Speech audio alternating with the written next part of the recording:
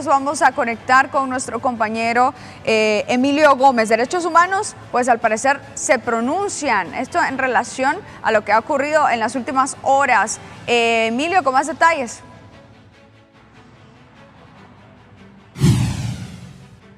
Bien, buenos días, muchas gracias. Cinia, David, compañeros en los estudios, justamente sobre la situación crítica que atraviesan los centros penitenciarios nacionales, y situación que no es reciente, sino que es situación que se viene arrastrando de meses o de años atrás, donde han habido amotinamientos, donde han habido muertes. Ya en las últimas horas se reportan estos 6 muertos en el centro penal de Ilama, Santa Bárbara. Y además hay investigaciones de qué relación puede tener esto con otro fenómeno que también son las ejecuciones que se dan en las calles, donde aparecen personas desmembradas o también encostaladas. Voy a dialogar de ese tema con Ismania Platero, defensora de derechos humanos, porque es una situación que de plano ha sido desatendida completamente los últimos 15 o 20 años. Así es, las cárceles de Honduras se han convertido y siguen siendo, creo yo, cementerios de hombres vivos. Es como un purgatorio cuando usted llega a estos lugares y se va a dar cuenta que la población que está precisamente privada de libertad solamente está pasando el tiempo y esperando quizás algunos el día de salida y otros inocentes que van a estar ahí guardados y que no les llega precisamente la oportunidad de adquirir su libertad.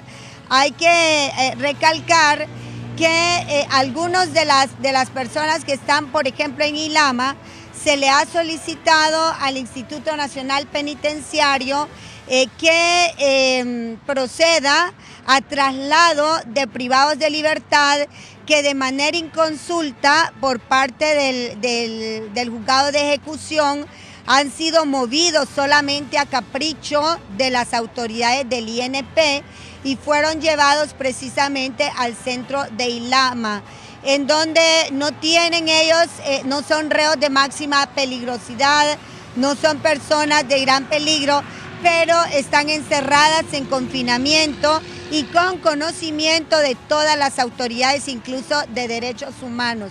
Creo que todos no han permitido, no se han dado el tiempo de pensar que el derecho, que el Código Penal exige o el fin máximo es precisamente el volver a la población una persona digna y que sea merecedora pues de volver a vivir en sociedad.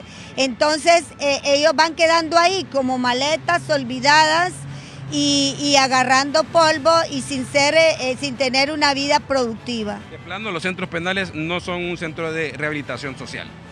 No son centros así, tampoco tienen un autocontrol, un autogobierno, independientemente quién vaya, va a seguir siendo siempre un lugar de corrupción, donde ni siquiera la UFERCO, que tiene esa capacidad de hacer líneas de investigación económicas, se ha preocupado por ver dónde fue a parar el gran porcentaje de dinero que se ha dado precisamente para los privados de libertad, y que cuando ya lo vemos en el lugar, vemos que no hay medicinas, que no hay atención, que esos comités técnicos que tienen al interior son más bien como esbirros, ¿no? Torturadores, que no les dan ni siquiera los medicamentos a los privados de libertad, y donde se hace la voluntad y a capricho de muchos que están ahí todavía cometiendo actos de corrupción. No hemos visto después de la época que murió Magdaleno, que han muerto muchos ahí, una depuración a nivel interno del personal, de los custodios que no les vemos la cara y que no sabemos si ahí están todavía aquellos que participan o participaron en grandes crímenes. De hecho, por una parte, algunos privados de libertad que son víctimas de todas estas injusticias y también maltratos, agravamiento contra sus derechos humanos, pero en cambio también otros privados de libertad que sí son de alta peligrosidad, relacionados con el sicariato, que ya se empieza a relacionar también con estas muertes que se han dado también en las últimas semanas referente a los encostalados. El licenciado, lo que ocurre es que al interior del centro de privación de libertad no hay una separación por delitos.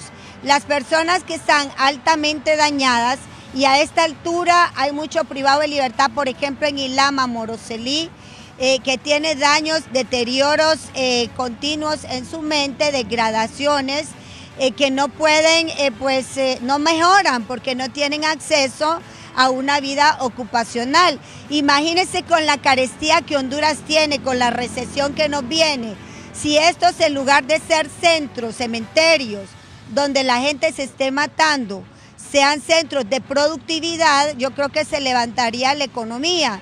Y por otro lado, usted me hablaba del tema de los desmembramientos. Estamos empezando a acostumbrarnos a vivir esa cultura de violencia, a vivir esa cultura de que es normal ver a una persona y que está bien, que eso es lo peor, justificar la muerte de una persona como la muerte de un animal. Entonces el grado de enfermedad que hay en la población no es diferente al grado de enfermedad que se tiene en un centro de confinamiento. De hecho, mencionaba usted la falta de capacidad que tenemos para volver a los centros penales, centros productivos. Pero este modelo nosotros ya lo tenemos con las granjas penales de Comayagua, que en algún momento estuvieron marchando muy bien, pero no fue una política que se aplicó a todos los centros penales. Bueno, tuvimos el inicio no solamente en Comayagua, sino que en Danlí, pero solo fueron matices para justificar alguna cosa. Realmente que de todos los centros de privación de libertad que yo he visitado todos, incluyendo el mínimo, póngale, el de menores, donde hay menores que cometen delitos terribles, lo sabemos muy bien. Pero si uno va, se da cuenta que hay gente ociosa. Tenemos una población, creo que anda por los 21,000 ahorita, no sé la cifra exacta, pero de población que no hace nada, que solo le quita al gobierno, que solo consume pero no produce. Cuando años atrás eran personas que podían justamente producir, cultivaban sus propios alimentos, incluso habían productos que se fabricaban en las cárceles y activaban la economía. Y que siguen siendo productivos, porque el privado de libertad ahorita tiene mujer, tiene hijos en mendicidad y no es posible que la mujer esté yendo al presidio. Mire, es un círculo vicioso. La mujer tiene que conseguir afuera para llevar adentro y el que está adentro tiene que ver cómo consigue para darle afuera. Entonces, si estos presos trabajaran, mantendrían a sus familias. Estaríamos hablando de más de 20,000 familias que podrían pasar una vida tranquila. Quizás estos no se estarían sumando a la vida de migrantes, quizás, no sabemos cuánta de esta población está así, o los niños de los privados de libertad también, muchos de ellos involucrándose también en bandas porque están en orfandad. Es deber del Estado darles la protección a los hijos de los privados de libertad, como es deber de la presidenta de Honduras cumplir con lo que prometió, con el indulto para reducir la carga penitenciaria. Muchas gracias a la defensora de derechos humanos, Ismania Platero. Reacción en torno a esta situación de los centros penales y la crisis que los aqueja desde décadas atrás. Lo que les puedo llevar como información, vuelvo con ustedes.